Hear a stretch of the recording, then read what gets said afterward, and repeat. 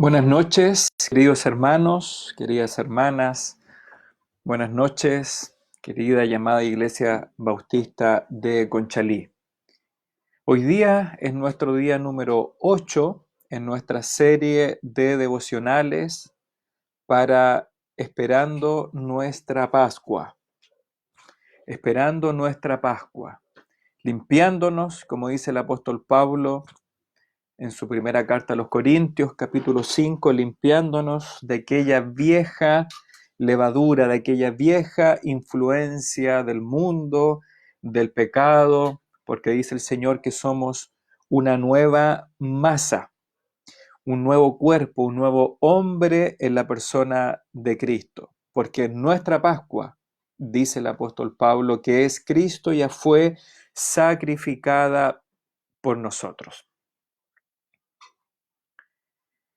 Día número 8. Como usted está viendo ahí al frente, el sacerdote. El sacerdote es nuestro nuevo punto o tema de reflexión. Ayer estuvimos leyendo y estudiando sobre el tabernáculo, sobre esta especie de templo o santuario portátil. Esta tienda, diseñada por Dios mismo, diseñada para guiar y acompañar al pueblo de Israel durante sus casi 40 años de viaje en el desierto. Y una vez que Israel se estableció en la tierra prometida, este tabernáculo o santuario los acompañó hasta los días de Salomón. Ayer estuvimos incluso viendo un video en 3D que simulaba la tienda, el tabernáculo por fuera, sus proporciones, su entrada al lugar santo y al lugar santísimo. ¿Cuál era el propósito y la finalidad del tabernáculo? Ayer repetí varias veces cuál era el propósito y la finalidad que Dios tuvo para el tabernáculo. El propósito era que Dios habitara e hiciera morada entre su pueblo. Dios quería manifestar su presencia en ese tabernáculo. Dios quería revelar su propia gloria en esa tienda. El Señor quería andar y habitar entre ellos para ser su Dios y ellos su pueblo. Como usted puede ver esta ilustración de este discipulado que hemos visto tantas veces en nuestra iglesia, el camino de la esperanza, la historia de la esperanza, ahí esta nube blanca simulaba de alguna manera o ilustraba la gloria de Dios habitando en el tabernáculo. También esta tienda o este santuario fue diseñado por Dios para ser un anticipo, una sombra, una analogía del futuro Salvador que habría de venir. El tabernáculo debía señalizar, apuntar hacia el Verbo, el Hijo que vendría a hacer morada entre los hombres. Sí, debía señalizar a Jesús, quien es nuestra Pascua. Bien, si ayer estuvimos hablando sobre el tabernáculo, hoy día estamos hablando nosotros de el sacerdote. El sacerdote, y ese es nuestro punto de reflexión y de enseñanza para hoy día. Si usted medita un poco en esta tienda o en este santuario que estudiamos ayer, bien, el tabernáculo no era un santuario vacío, no pretendía ser un lugar solitario o un lugar fantasma. Al contrario, el tabernáculo debía ser habitado y administrado por un grupo de hombres escogidos por Dios para esa función. El tabernáculo debía ser utilizado y ministrado por un linaje de hombres apartados para esto. Si usted mira ahí en su pantalla, hay dos representaciones gráficas, artísticas, de el jefe de los sacerdotes o el sumo sacerdote. A la izquierda es una ilustración de Moisés apartando, santificando o ungiendo a su hermano Aarón con esta vestimenta especial para ser el sumo sacerdote. Y a la derecha es también un arte de otro sumo sacerdote reconocido que era Elí. Y ahí podemos ver a Samuel, niño, atendiendo a esta llamada de Jehová Dios cuando le buscaba y llamaba a Samuel o a Samuelito. El tabernáculo, como dijimos, debía ser administrado, ministrado y ser utilizado por este linaje de hombres.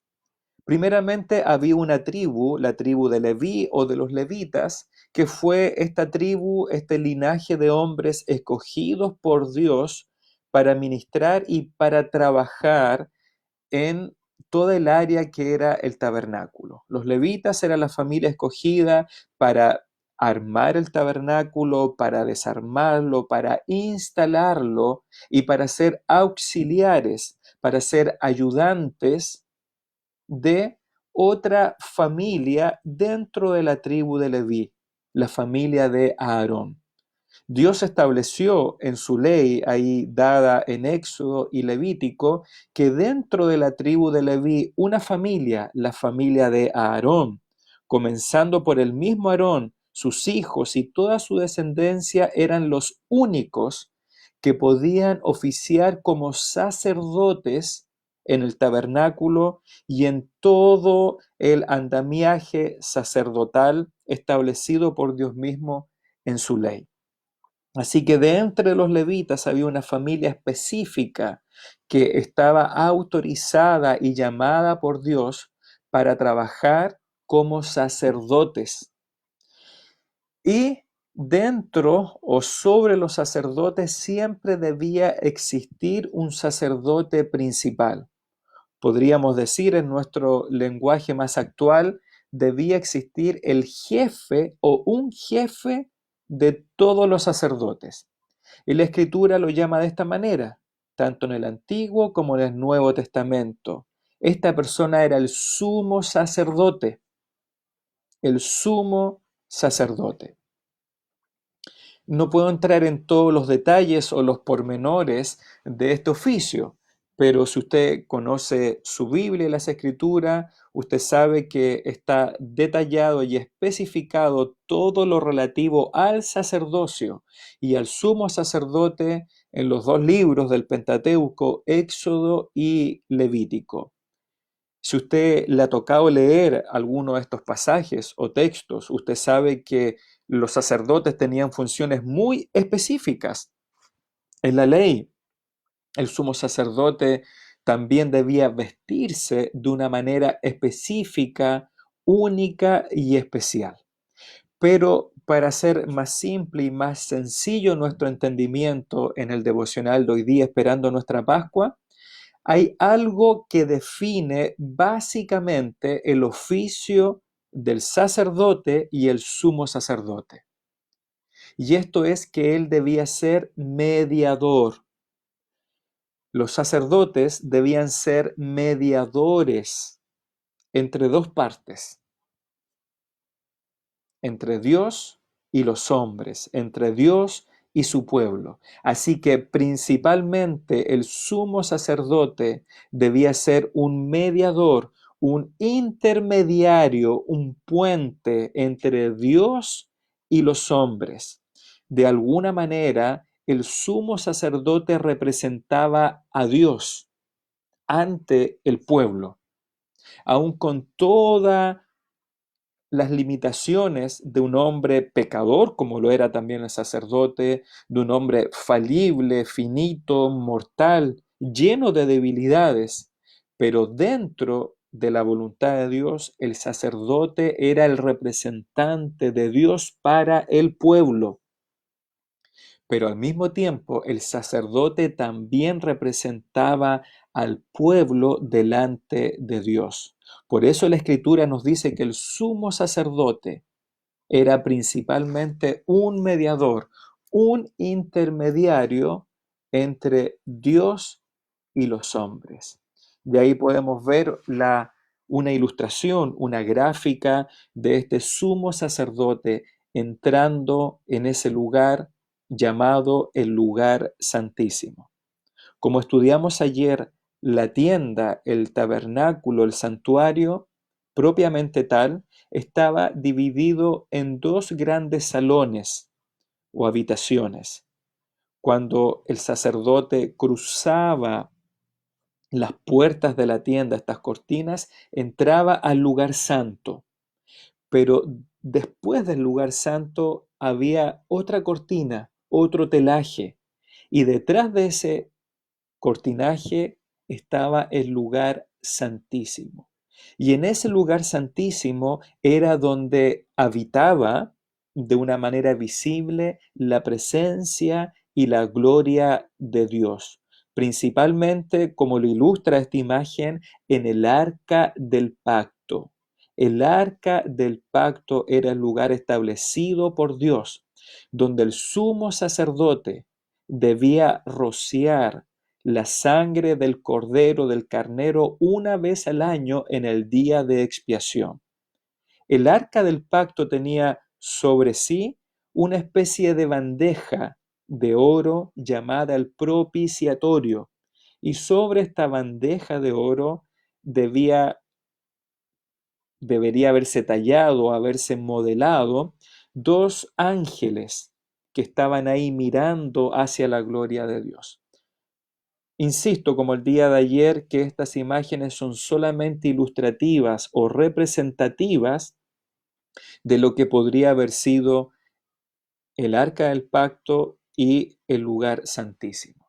Entonces, el sumo sacerdote, este descendiente de la familia de Aarón, debía entrar una vez al año en este lugar santísimo, en el día de expiación o en el día que Dios perdonaba, limpiaba, apartaba los pecados del pueblo delante de sí. ¿Y cómo lo hacía esto el sumo sacerdote? Rociando con su dedo estas gotas de sangre sobre el propiciatorio.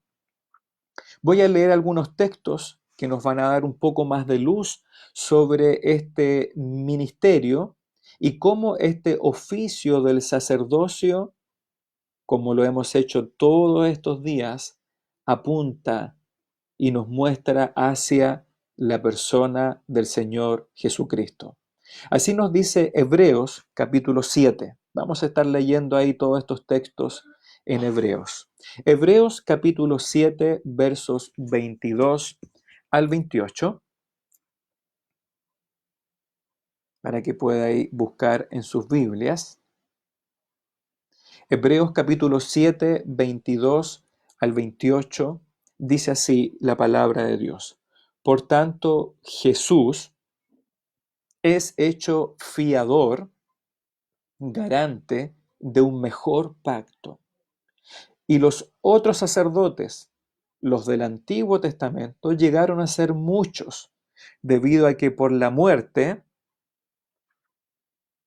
no podían continuar. Mas este, hablando de Jesús, por cuanto permanece para siempre, tenía un sacerdocio inmutable, imposible de cambiar o de variar. Verso 25.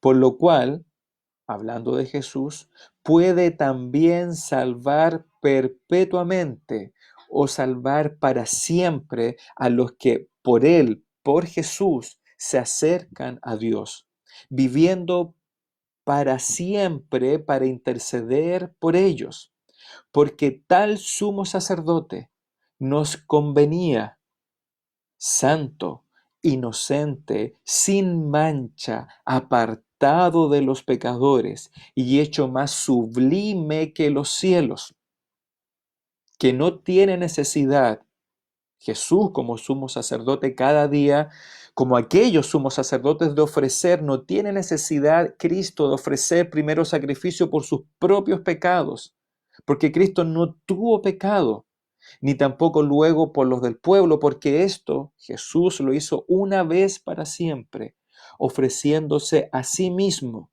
porque usted recordará que el mismo Cristo era el Cordero de Dios que quita el pecado del mundo. Versículo 28, porque la ley, la que estudiamos hace 2 días, constituye sumos sacerdotes a débiles hombres, como vimos ahí, Aarón, Elí, pero la palabra del juramento posterior a la ley, al Hijo hecho perfecto para siempre.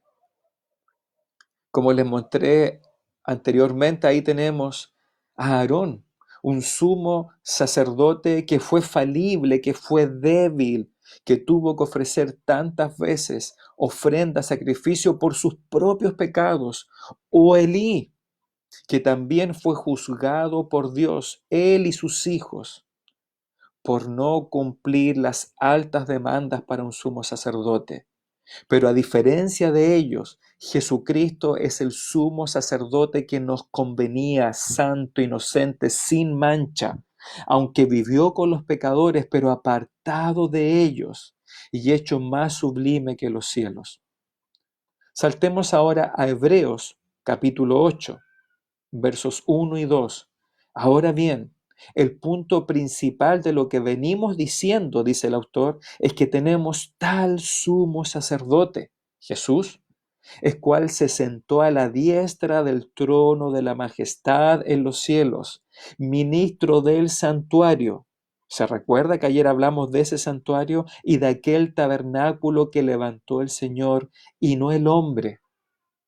El tabernáculo terrenal, el de Moisés, que fue levantado por hombres, era una sombra de aquel tabernáculo en los cielos que el mismo Señor levantó. El tabernáculo que es Jesucristo mismo, habitando con y para su pueblo. El versículo 6 de Hebreos 8 dice, pero ahora tanto mejor ministerio es el suyo, hablando de Jesús, cuanto es mediador, intermediario de un mejor pacto establecido sobre mejores promesas. Vamos ahora a Hebreos 9, verso 11 hacia adelante. Hebreos 9 dice así el versículo 11, pero estando ya presente Cristo, sumo sacerdote de los bienes venideros, por el más amplio y más perfecto tabernáculo, no hecho de manos, es decir, no de esta creación. Se da cuenta cómo unimos ahora el concepto del tabernáculo y del sacerdote, ambos en la ley como sombras imperfectas del perfecto tabernáculo y sacerdote que es Cristo. Versículo 12. Y no por la sangre de machos cabríos ni de becerros, sino ahora por su propia sangre. Él, Jesús, entró una vez para siempre en el lugar santísimo, habiendo obtenido eterna redención para ti y para mí. Versículo 14, cuánto más la sangre de Cristo, el cual mediante el Espíritu Eterno se ofreció a sí mismo sin mancha a Dios, limpiará vuestras conciencias de obras muertas para que sirváis al Dios vivo.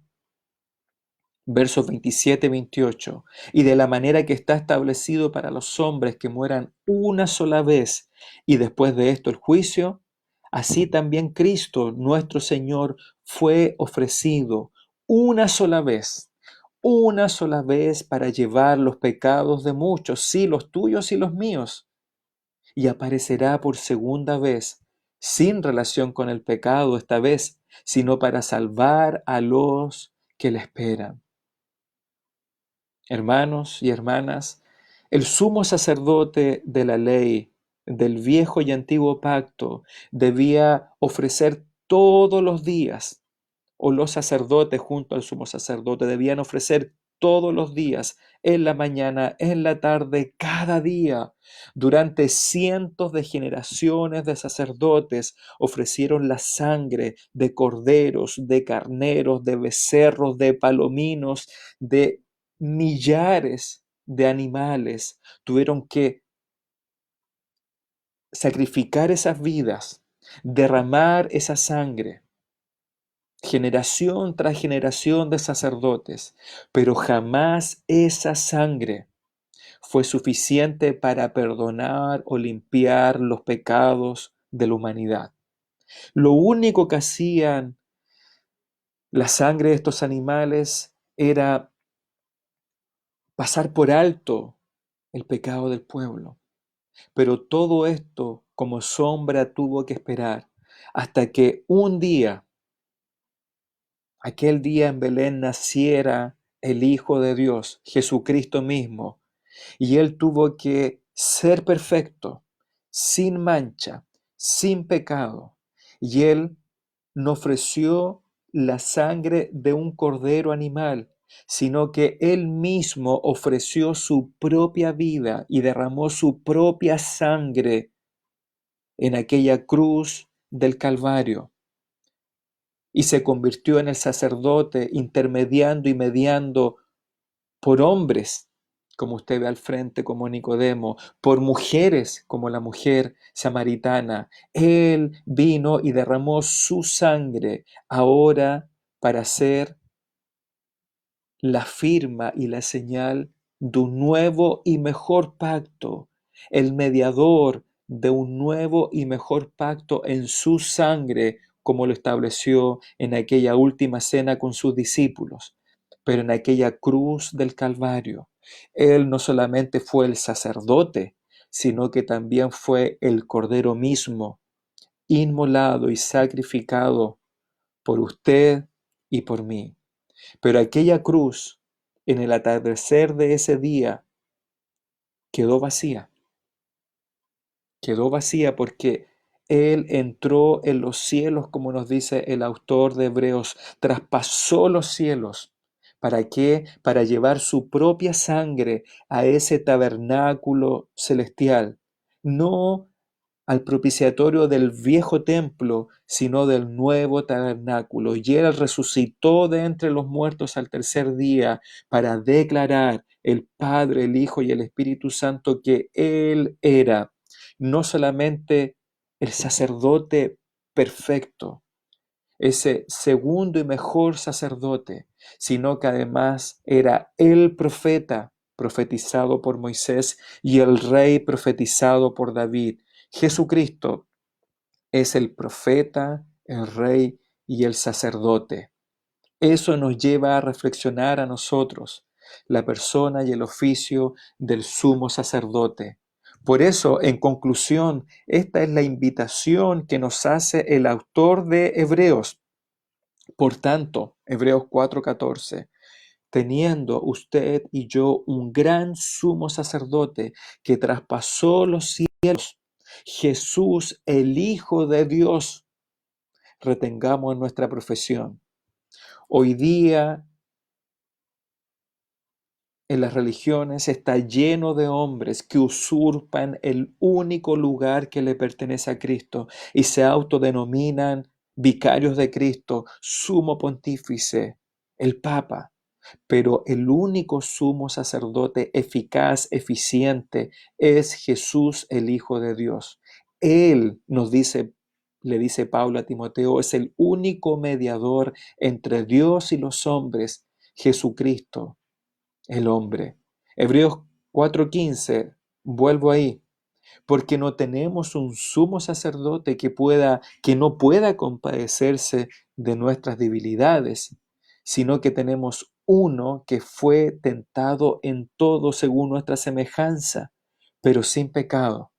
Es decir, el autor de Hebreos nos dice que Jesús, el Hijo de Dios, es el sumo sacerdote que puede compadecerse de nuestras debilidades, de esa debilidad que estamos viviendo en estos tiempos de crisis, de ese temor, de esa ansiedad, de esa preocupación. Él, el Hijo de Dios, se compadece de estas debilidades que sufrimos, físicas, emocionales y espirituales. Así que si tenemos este sumo sacerdote perfecto y mejor, mire la invitación del versículo 16. Acerquémonos pues, acércate pues confiadamente al trono de gracia. ¿Para qué? Para alcanzar misericordia y hallar gracia para el oportuno socorro. Hermano, hermana, amigo y amiga que estás escuchando este devocional, preparándonos para recibir nuestra Pascua que es Cristo, Él te dice, acércate al trono de la gracia, acércate a esa arca del pacto que es la presencia de Dios. ¿Cómo puedes acceder a la presencia y a la gloria de Dios? Por medio de la oración, por medio de confiar y arrepentirte hacia la persona de Jesucristo. Solamente en Cristo, que es nuestra Pascua, podemos alcanzar misericordia y gracia para el oportuno socorro que necesitamos.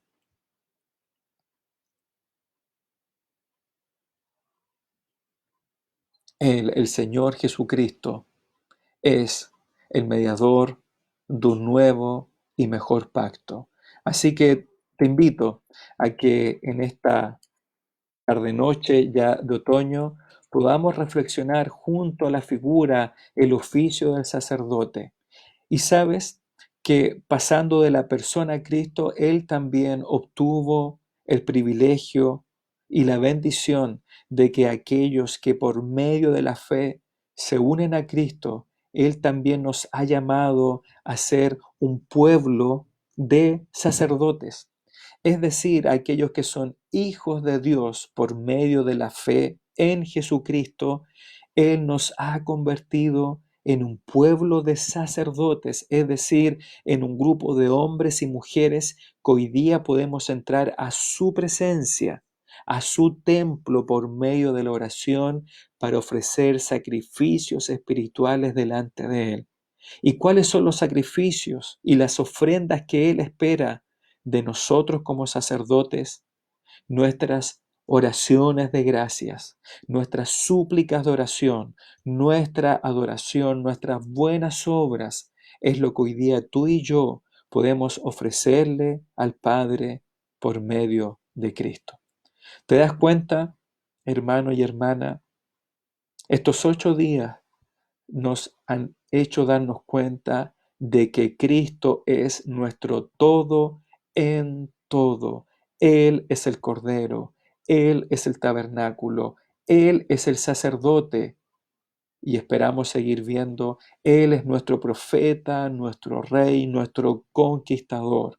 Jesucristo es el todo y en todo. Por eso te llamo y me llamo a mí mismo también a poder confiar, a entregar nuestra vida en las manos de nuestro sumo sacerdote, el Señor Jesucristo.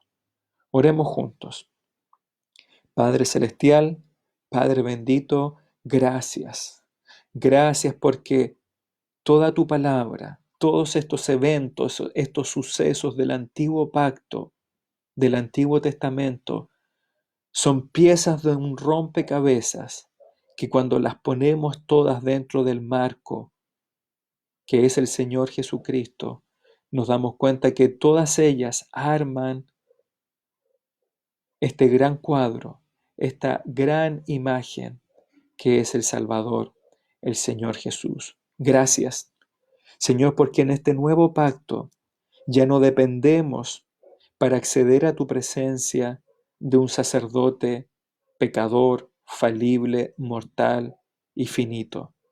Gracias, Padre, porque hoy día en este nuevo pacto podemos llegar ante tu misma presencia, ante el mismo trono de la gracia. Podemos entrar a este tabernáculo celestial, no por medio de hombres pecadores, sino que podemos acceder a ti por medio del sumo sacerdote perfecto que es el Señor Jesucristo. Y gracias, Señor, porque hoy día no hay linajes especiales dentro del pueblo de Dios. No hay ni levitas, ni sacerdotes, ni sumos sacerdotes, sino que cada creyente recién nacido o experimentado, hombres y mujeres, todos somos sacerdotes escogidos con el mismo derecho y el mismo privilegio de poder acceder ante tu presencia. Señor, en estos días difíciles de temor, de ansiedad, de preocupación, ayúdanos a mirar a Cristo en nuestra Pascua, porque en ti encontramos la misericordia, el socorro y la gracia, para no pensar en la seguridad de nuestras propias vidas, sino, Señor, mirar a ti y así servir y ministrar a otros. Gracias. En el nombre de Cristo Jesús. Amén. Gracias, hermanos, por su atención. Ahí veo algunos hermanos conectados. Se conectó en un principio Cristian, Lorena, Manuel, Alarcón, César Gallardo, Norma Vega, Moisés Alejandro, Carmen Carrillo, Hugo Vega. Quizás algunos más entraron o salieron. Gracias por estar ahí unidos espiritualmente por medio de la palabra. Les quiero también avisar que en estos momentos, en estos instantes, el hermano Cristian Sala está teniendo una reunión, un culto virtual ahí por medio de Facebook con nuestros hermanos de Panquehue. Hoy día, en una situación normal, hoy día me correspondía viajar el primer miércoles del mes, pero por las circunstancias que ustedes conocen no es posible, así que el hermano Cristian, si Dios lo permite, cada día miércoles va a estar haciendo un culto de oración, de estudio con nuestros hermanos de Panquehue por medio de la tecnología de Facebook, así que para que estemos orando por ellos, para que ellos también disfruten de este tiempo especial. Bien, pues, que Dios les bendiga, un abrazo acá desde la distancia, desde Quilicura, y mañana y los otros días seguiremos conectados por la palabra para esperar nuestra Pascua, que es Cristo. Que el Señor les bendiga.